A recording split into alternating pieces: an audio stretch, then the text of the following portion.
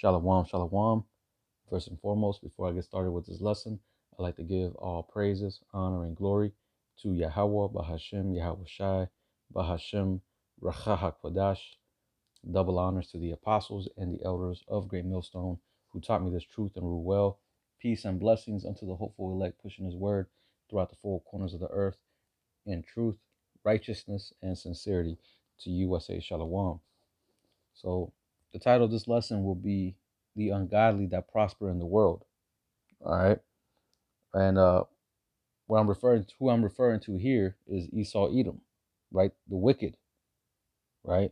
The so-called white man, the one that's in power, the one that's as a matter of fact, we're gonna get into it here in Psalms the 73rd chapter, right? It pretty much explains Esau to a T. Because as a matter of fact, before I jump into that, let's get Job 9 and 24. Just real quick. It says the earth is given into the hand of the wicked. So the whole earth is in this man's hands. And it was given unto him. Right? The power that he has is not of his own. The Most High allowed him to reach this status, to be in this position. He gave him the insight of how to build the atom bomb, right? Split the atom and then to what we know now as being nuclear warheads, nuclear missiles, nuclear capability, right? And all the advancements in science that he has done. Again, this is all given unto him by Yahweh Bashem Yahushua. But anyway, this says, the earth is given to the hand of the wicked. He covereth the faces of the judges thereof. If not, where and who is he? Right? Just going into him defacing the images, whitewashing the true images of Yahweh, Yahweh Shah, the saints and the angels. Right? Him putting himself in that place, in that position. Right? But again, if not, where and who is he? So who else would it be? Who else could it be that that's out here in that parable of Lazarus and the rich man, right? The rich man, the man who fared sumptuously every day, right? Who is that man? Esau Edom. He's that rich man in that parable, right? He's the wicked of this world, the devil that the Bible speaks of, right? We're going to get into here in Psalm 73, it lists a couple things, and I'm going to read it. Verse 3, it reads, for I was envious at the foolish when I saw the prosperity of the wicked. For there are no bands in their death, but their strength is firm.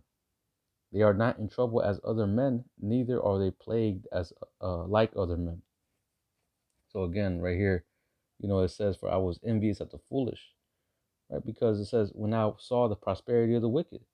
Because we see, you try to live a righteous life on this side in this world, you ain't gonna prosper. You ain't gonna get far as achievements and monetary gain and pretty much being in a high status and living lofty. That's not, what I'm saying. You ain't gonna get there by being righteous, because this world is designed that only the wicked will be able to prosper, right?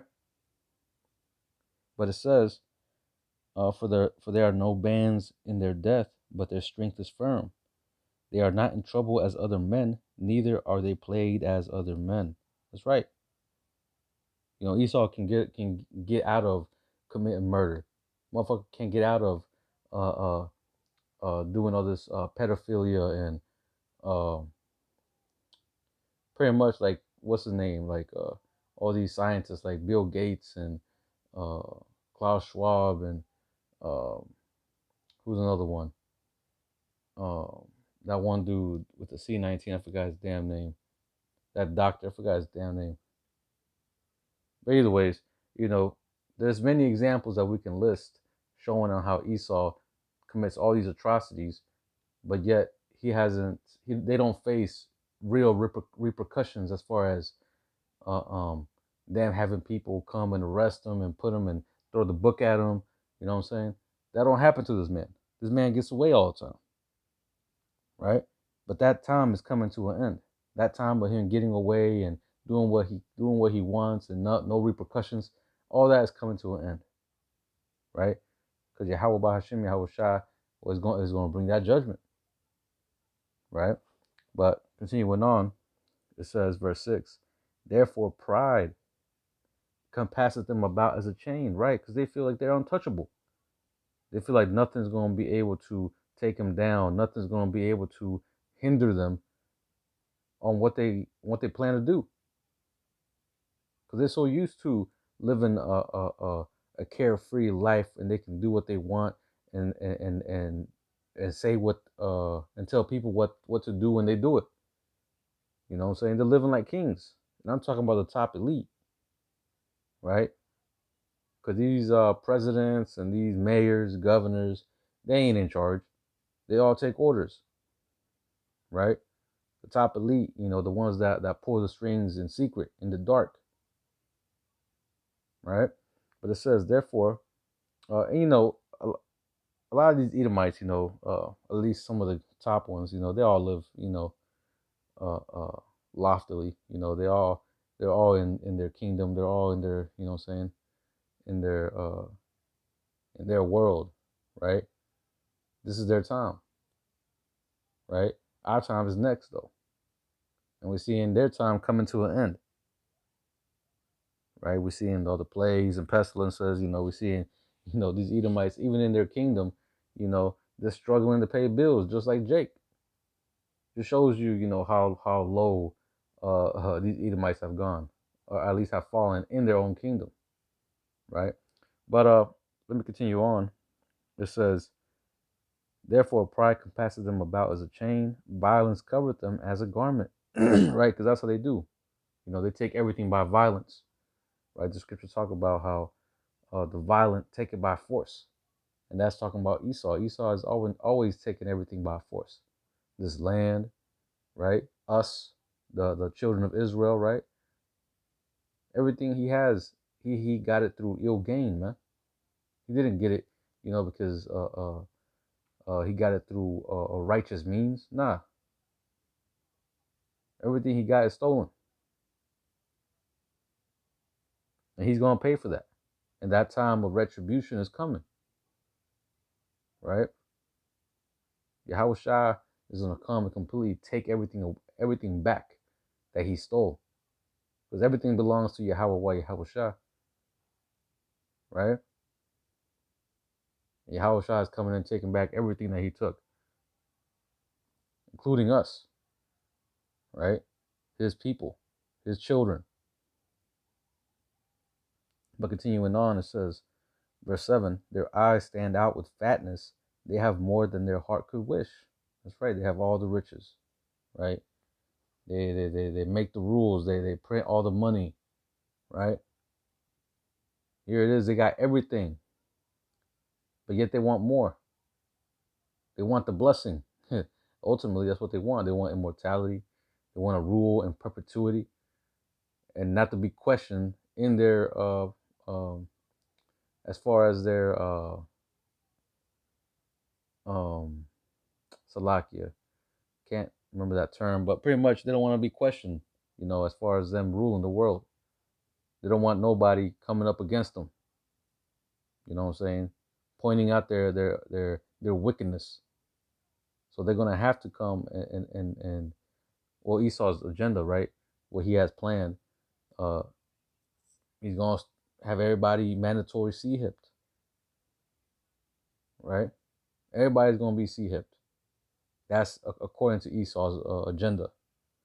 So that way he can monitor, right? Manipulate you by sending signals through that thing, and then ultimately, if you ain't trying to get down, he can just cut you off. He can turn off that sea hip to where you ain't gonna be able to, go out to your grocery store and buy some water or some food. You're gonna be cut off from society, right? But as of now, they got more than they could wish. Again, they got everything. They got all the wealth of the earth. They can print as much money as they want. They have the power. But this is about them trying to achieve that godlike status, right?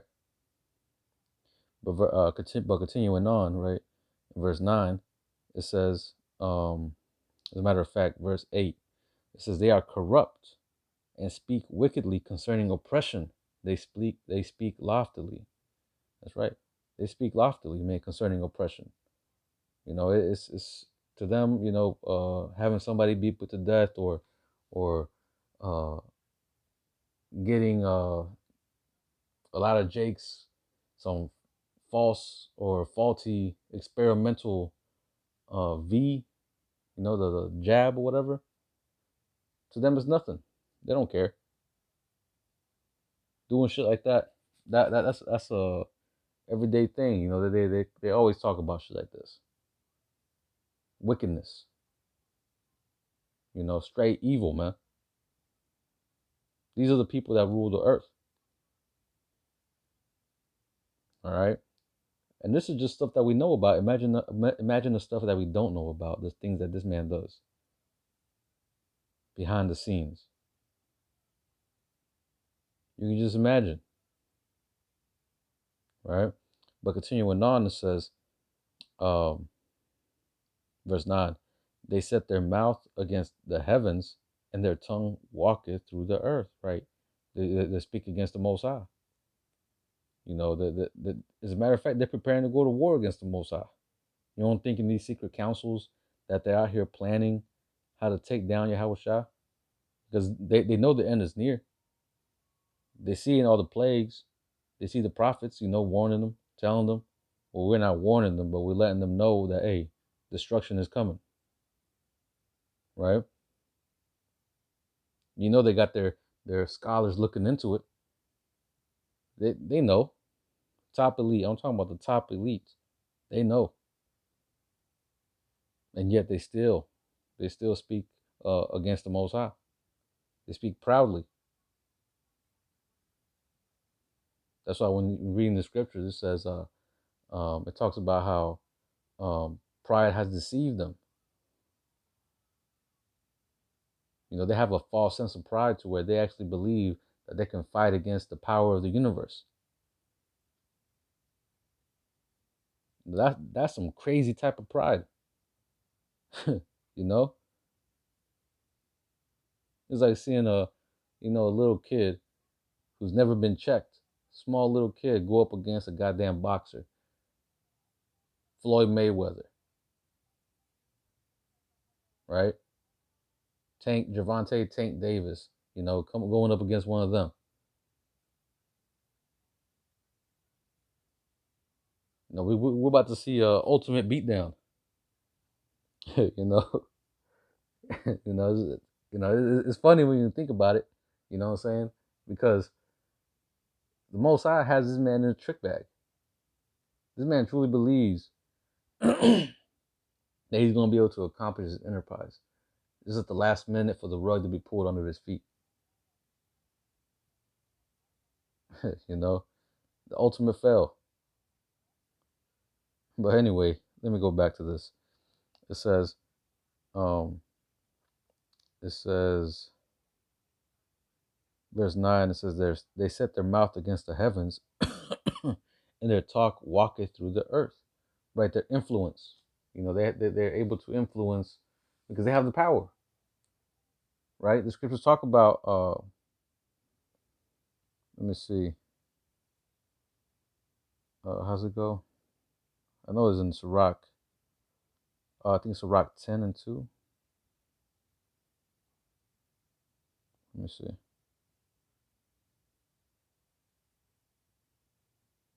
Yep. Sirach 10 and verse 2, it says, as the judge of the people is himself, so are his officers. And what manner of man the ruler of the city is, such are all they that dwell therein.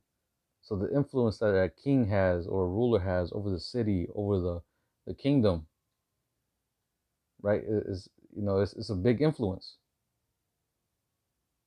Right? He says something, and that influence is spread throughout that kingdom. But the same way with Esau. Again, the earth is given into the hands of the wicked, as we just read in Job 9 and 24. So, of course, this earth is polluted because that's all this man does, is all this man pushes out there. Wickedness.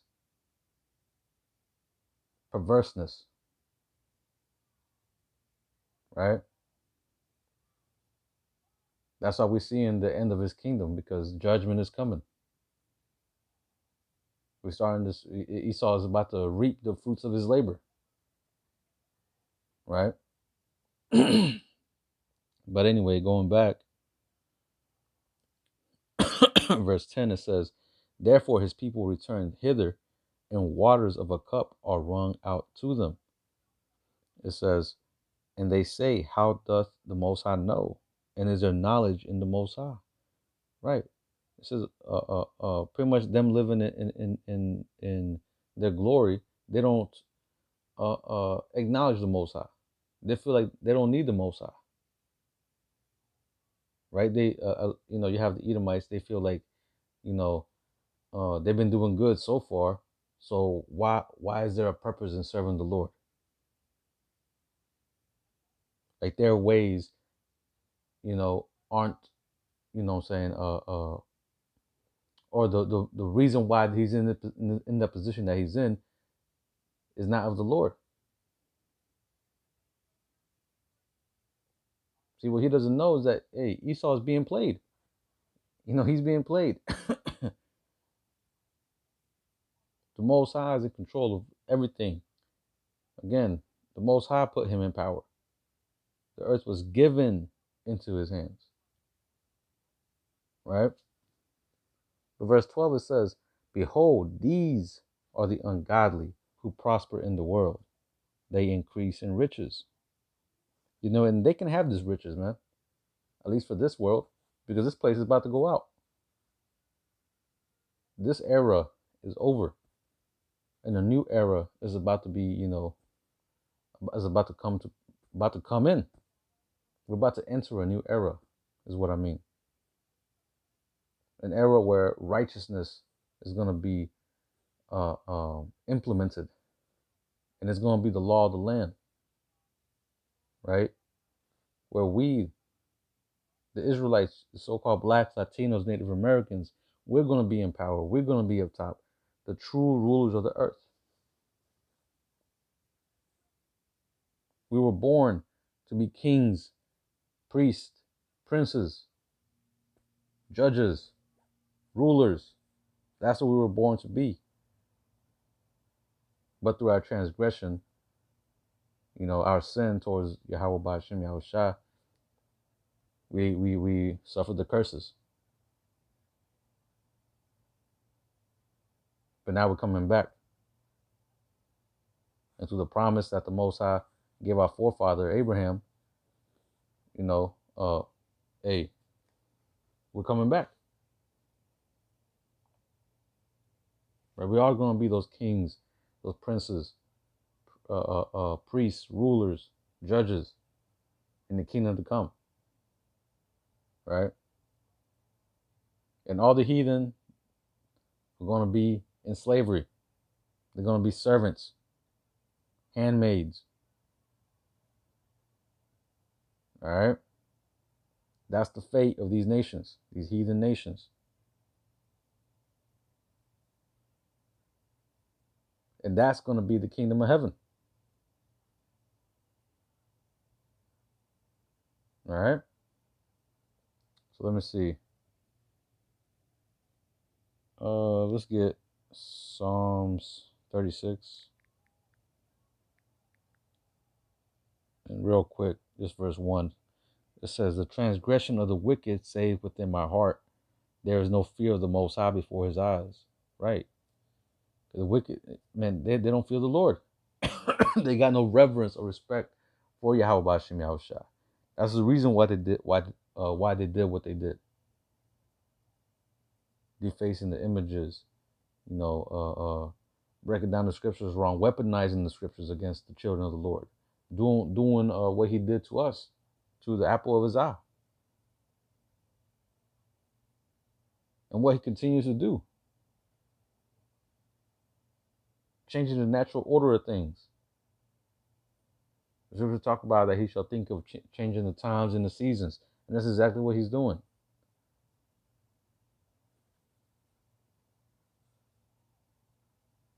Talking about how the law is done away with. Talking about how God is dead. All this nonsense that Esau be saying, right? So shows you that just shows you that this man is the wicked. Who else could he be, right? He's a physical counterpart of Satan here on earth. So now let me get Psalm 10 and verse 4. It says, "The wicked, through the pride of his countenance, will not seek after the Most High. The Most High is not in all his thoughts." Exactly. Let's see. Let's get this because I quoted it earlier. Second Ezra's 9. Oh, Salakia 6. Second Ezra 6 and verse 9. Right? It says, "For Esau is the end of the world, and Jacob is the beginning of it that followeth." Right? We got next. Esau's time is up. Righteousness is going out. It's being weeded out. It's being uprooted. And we're seeing it. We're seeing how Egypt went out. You know how we're reading the book of Exodus. All the plagues that hit Egypt and the manner that that it was taken down. Well, we're seeing that taking place right now. America being 2.0. I mean, Egypt, Sodom, spiritual Egypt, spiritual Sodom, right? Scriptures mention America as the daughter of Babylon, right? These are all the various names that the scriptures mention America, right? But anyway, let me read this again. Second Ezra 6 and 9. "For Esau is the end of the world, and Jacob is the beginning of it that followeth." Right? So again, we got next. This man's time is up. Right? Again, we're seeing him going on a I guess I can't even. I'm over here trying to make up a word, but Esau going over here, being let loose for this time period that he's being allowed to rule and commit all this atrocities, run havoc, chaos, and then try to play, king over the earth. All that is coming to an end, man. It's dwindling down, right? Soon to the point where we're about to see the Most High just uh, pretty much fulfill prophecy, right? Send Yahweh Shai to take this place down, right? Again, like I said, mentioned earlier, those plagues is hitting America. Just showing you the end is here. Because, we look at the news and we know what's going on in current events in the state of America. The common American, they don't know the actual state of America, how it actually, what's going on. They hide through social media, television, drugs. You know what I'm saying? The average American is pretty much clueless of what's going on. But America can't handle much more. As a matter of fact, America is really, out of here. It's really circling the drain, as the Apostle Gabar always says. Right? America is circling the drain. It's out of here. It's just it's going down. It's inevitable. When you flush the toilet and that swirl is going down, all the water is being pushed out. You can't stop it. You can't stop the water and make it come back up. Nah, you gotta wait for it to go. It's the same way America is just is on its way. It's on its way out. If you talk about how you can't, there's no healing. There's no healing for Babylon. America's done. There's nothing. There's nothing nobody can do. Donald Trump ain't gonna make no difference. Kamala Harris ain't gonna make no difference. Right? No matter who they put up there, it ain't gonna make no difference. Because the Most High wants this place to go out. Right? When you read in Deuteronomy 39 and 32, actually 32 and 39. As a matter of fact, let me get it. Deuteronomy 32:39. It says, see now, I, even I am he, and there is no God with me. I kill and I make alive. I wound and I heal. Neither is there any that can deliver out of my hand. So nothing's going to stop the Most High from taking this place out. No one's going to stop you, Yahweh Ba'ashim Yahushua, right? There's nothing you can do. It's just a matter of time, right? So anyway, I'm going to go ahead and close it out. I pray this lesson was edifying. I'm going to finish it off by saying, Kal Halayim La, Yahweh Bahashim, Yahweh Shai, Bahashim, Rachaha Kwadash. Double honors to the apostles and the elders of Great Millstone who taught me this truth and rule well. Peace and blessings unto the hopeful elect, pushing his word throughout the four corners of the earth in truth, righteousness, and sincerity. Until the next time, I'm going to say, Shalom.